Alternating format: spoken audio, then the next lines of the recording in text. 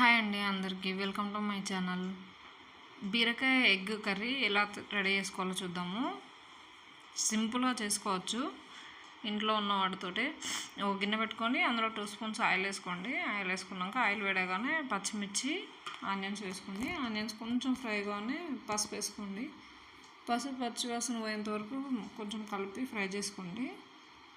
పచ్చివాసన పోగానే బీరకాయ వేసుకోండి. బీరకాయ వక్కలు చిన్న చిన్న కట్ చేసుకున్నవి వేసుకోండి. వేసుకొని కలుపుకోండి. బీరకాయలో కొంచెం సాల్ట్ వేసుకోండి. సాల్ట్ వేసుకోవడం వల్ల అందులో నుంచి వాటర్ బయటకు వచ్చి కింద అడగంటకుండా ఉంటుంది. వక్కలు కూడా తొందరగా ఉడికిపోతాయి.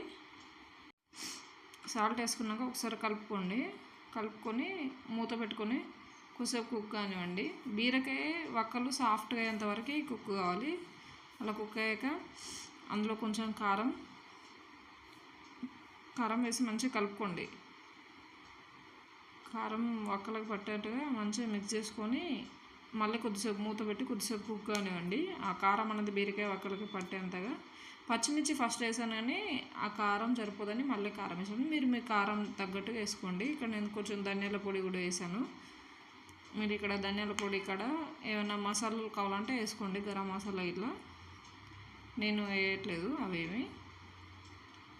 ఇప్పుడు మనం ఒక 3 ఎగ్స్ తీసుకున్నాను. 3 ఎగ్స్ పలగొట్టుకొని వేసుకున్నాను. మీరు కావాలంటే ఎక్కువ కూడా తీసుకోవచ్చు. నేను ఇక్కడ 3 ఎగ్స్ సరిపోతాయని తీసుకున్నాను. ముక్కలు పెద్దగా కావాలనుకుంటేనేమో వాటిని కదల్చకండి, అట్లనే ఉంచండి. చిన్న చిన్నగా బీరకాయలతో కలిసిపోవాలి అనుకుంటేనేమో వాటిని మంచిగా కలిపేయండి, మిక్స్ చేయండి. ఇట్లా కలపకుండా కొద్దిసేపు మూత పెడితే ఇట్లా వక్కలు పెద్దగా అవుతాయి. కొద్దిసేపు కుక్ అయ్యాక మూత తీసి మళ్ళీ ఒకసారి తిరిగేయండి. అంటే కొంచెం తీసి ఇట్లా రివర్స్ చేయండి, కలపొద్దు. కలిపితే ఇచ్చుకపోయి అందులో తుక్కు లెక్క అయిపోతుంది. అలా కాకుండా పెద్ద ముక్కలు కావాలంటే అలాగే కొంచెం తిప్పేయండి. ఒక 2 మినిట్స్ అట్లా 2 మినిట్స్ 5 మినిట్స్ అట్లా మూత పెట్టుకొని మధ్యలో కలుపుకుంటూ కుక్ చేసుకోండి 5 మినిట్స్ వరకు. ఎగ్ మంచిగా బాయిల్డ్ అయ్యి ఆ ఎగ్ ఫ్లేవర్ అంతా బీరకాయకి పట్టేట్టుగా కలుపుకోండి. అలా కలుపుకున్నాక కొత్తిమీర వేసుకొని ఒకసారి మిక్స్ చేసుకుంటే ఎంతో టేస్టీగా ఉండే బీరకాయ కర్రీ రెడీ అండి.